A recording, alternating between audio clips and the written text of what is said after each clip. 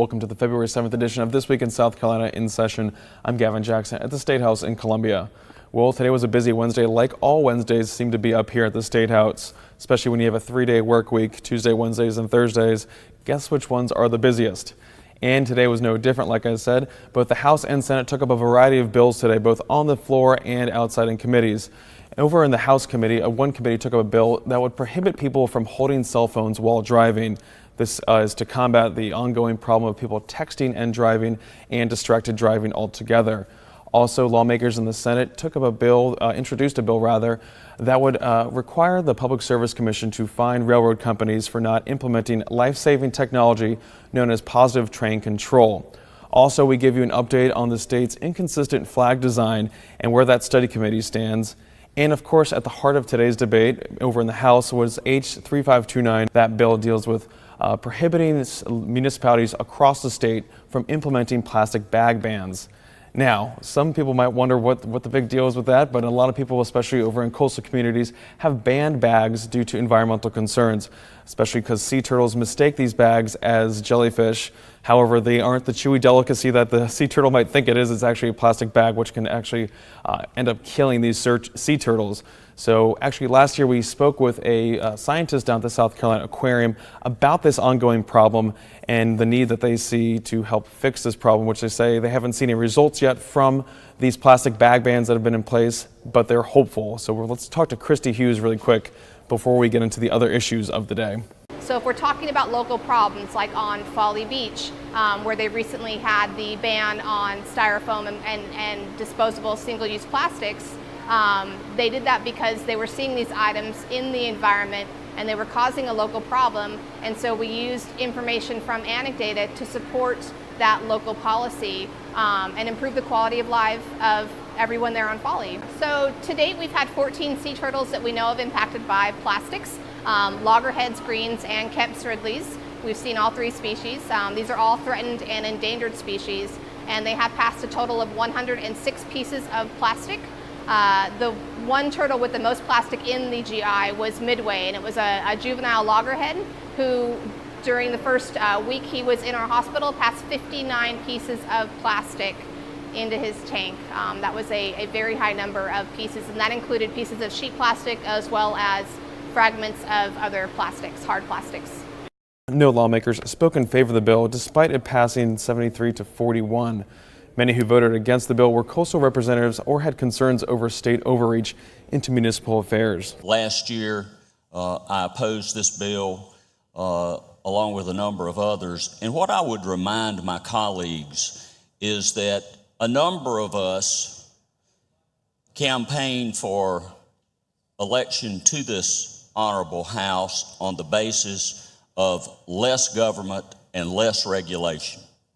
And I think that it is very hypocritical for us to then turn around and to vote for a bill like this. The number of communities that are going to seek to impose a ban is very limited. I don't live on the coast, but I do live next to a very nice lake. And if my community or communities around there would like to have the ability to limit or ban single-use plastic bags, then I want them to have that. This is a local issue, and it should remain so. Thank you, Mr. Speaker. Thank you. The bill now heads to the Senate, where nuclear bills continue to dominate the session.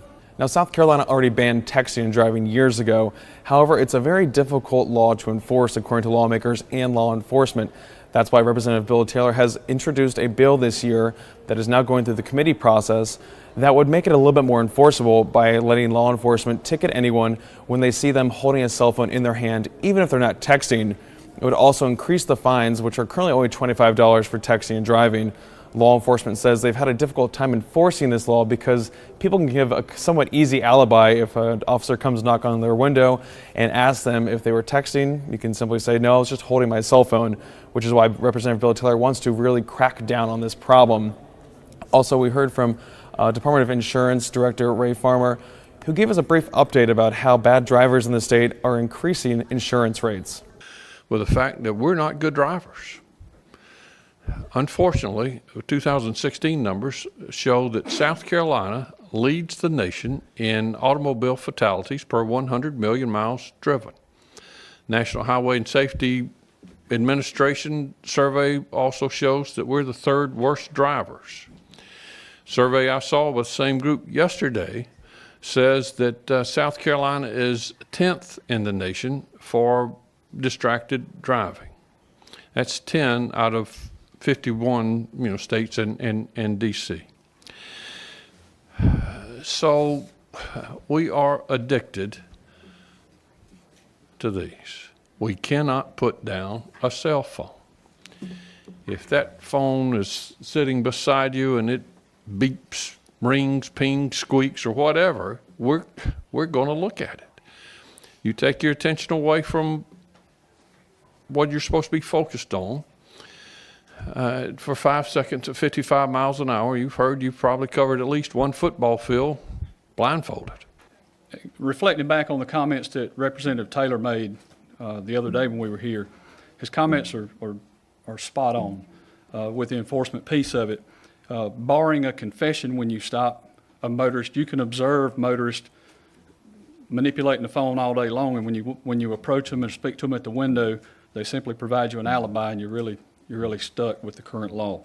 Texting and driving contacts, just with the Department of Public Safety and just the Highway Patrol, pulling off of our data. From June the 9th of 2014 to January the 31st of 2018, unofficially, there were 3,071 total contacts. We can be mamby-pamby about this and not call it what it is, or we can call it what it is.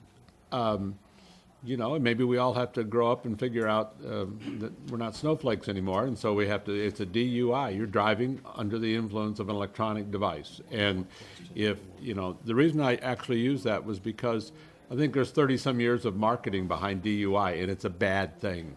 DUI-A is a bad thing. And while the fines for this, you can't go to jail for it, you could potentially, if you're habitual with it, could lose your license, have it suspended for a time. But from cars to trains, Charleston Democratic Senator Marlon Kimpson today introduced a bill that would allow the Public Service Commission, which is a utility regulator in the state, to fine railroad companies if they do not implement life-saving technology known as positive train control. Now, this is a collision avoidance system that has been rolling out across the country as mandated by Congress in 2008. However, it's not fully implemented on South Carolina's railways, and it would have prevented the fatal accident that we saw on Sunday between an Amtrak train and a CSX train. Let's hear some more details about this from Senator Kimpson. For more than a decade, Congress passed this law in 2008. And here we are in 2018, and many trains and railroads are still asking for extensions. This bill would require all locomotives and trains and rail operating in the South Carolina that cross a public street endangering our citizens to have this equipment or else be fined. Now, the fine is $2,500 a month. I already got a co-sponsor on the bill, the senator from Darlington. He thinks it ought to be much higher. There's some discussion, $10,000 a month. But we want to send a strong message to the railroad industry that preventable deaths, preventable accidents should not occur, and PTC is one way to help our citizens be safer. And here's a short video on Senate Bill S-559, which will create a study committee to determine what the state's flag should look like.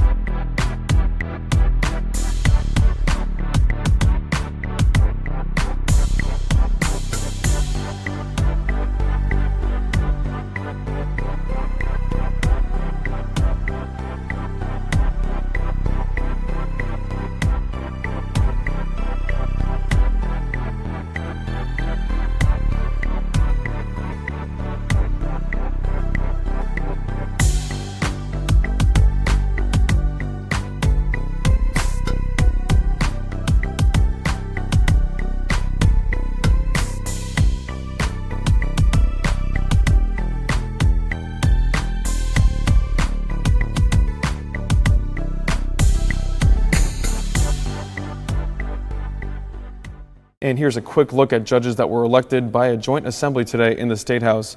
Supreme Court Justice John Kittredge remains on the High Court. New judges were added to the Circuit Court, but several judges were re-elected to both the Circuit Court and Family Court today. Several university trustees were also elected to Francis Marion University, the Medical University of South Carolina, and Winthrop University's Board of Trustees. Now more action is expected tomorrow in the House and Senate dealing with nuclear bills.